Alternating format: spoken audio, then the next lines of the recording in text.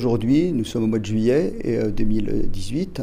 Le prélèvement à la source a déjà commencé avec le calcul du taux qui est applicable sur les feuilles d'impôt. Et au 1er janvier 2019, normalement, les employeurs devraient prélever l'impôt sur les salariés. Et force est de reconnaître qu'aujourd'hui, il y a encore beaucoup de problèmes et finalement, ce n'est pas prêt pour le 1er janvier 2019.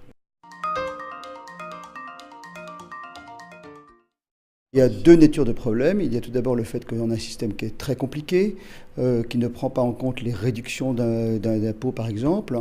Et puis le fait qu'un certain nombre d'employeurs, comme les particuliers employeurs, si vous avez une femme de ménage, si vous avez une garde d'enfants, par exemple, une personne âgée, ce n'est pas prêt et vous serez obligé de calculer un taux sur une base qu'on ne connaît pas à cette heure. Donc c'est un système qui est très compliqué.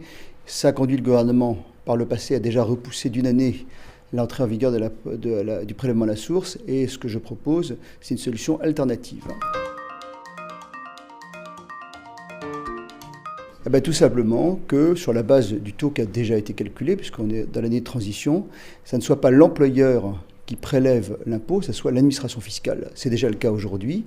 Beaucoup de contribuables sont mensualisés.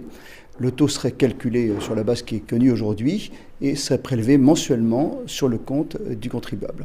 C'est un système qui est beaucoup plus simple, qui évite de mettre des problèmes de relation entre l'emploi particulier et l'employeur, entre le contribuable et l'employeur. C'est un système qui est beaucoup plus simple et qui garde l'exclusivité de la relation fisc-contribuable.